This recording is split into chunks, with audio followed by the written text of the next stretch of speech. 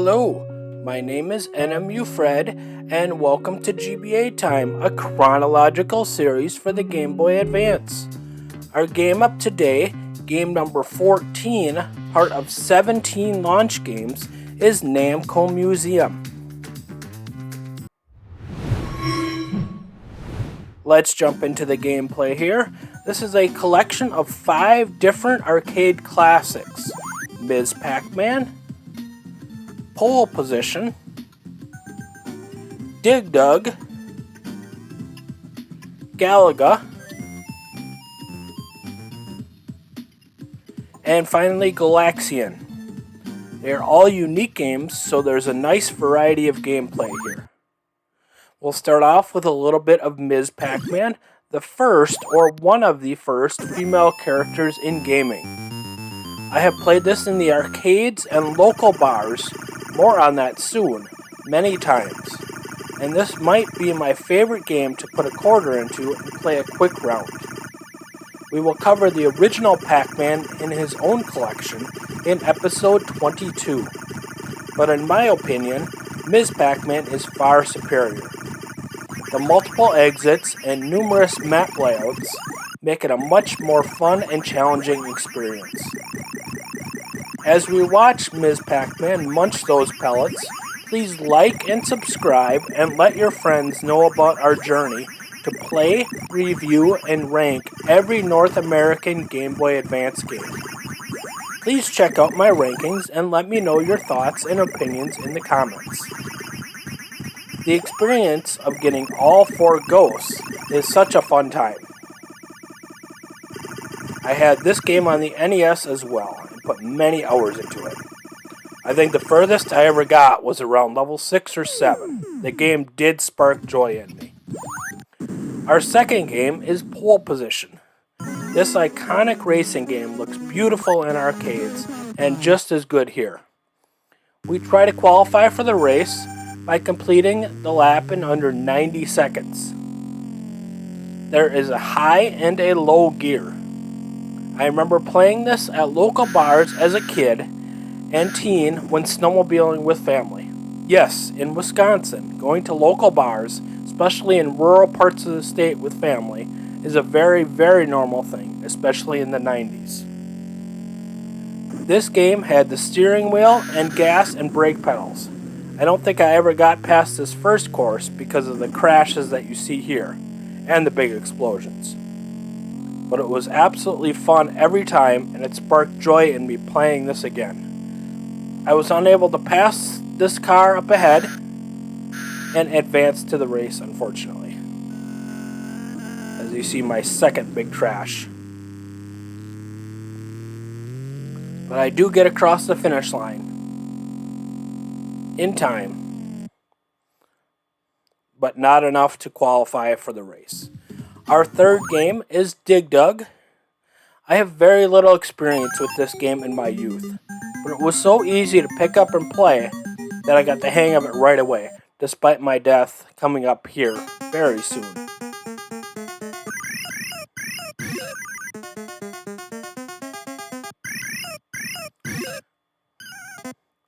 Poor positioning by me. And the premise is horrific if you think about it. But injecting air into enemies until they explode is not a fun way to die. But this game is definitely addictive with trying to dig and clear out all the enemies. And that silly lighthearted music doesn't hurt either. This game also did spark joy in me. So that is 3 games in a row on this collection that did spark joy in me. So that is wonderful. Games 4 and 5 are both from the same series, and they're both space shooters. We'll start off with the iconic Galaga, in which ships will create different formations and fly at you. This is a challenging game, but fun all the same. I've played this once or twice on an arcade machine, but space shooters usually aren't my style.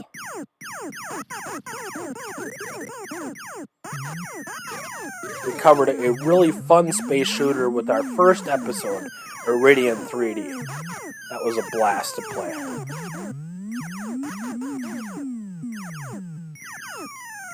There's a joke in the original Avengers from 2012 involving Galaga, and at that time, any video game references in a movie like that was very cool. We've come a long way since then with video game appreciation and popular culture. And as you see here, this is not my strong suit, as I do die quickly. Our final game is Galaxian. This is very much a Space Invaders clone with some variation with some ships flying at you. Like Galaga, the goal is to eliminate all the ships before they eliminate you. Galaga is the sequel to Galaxian.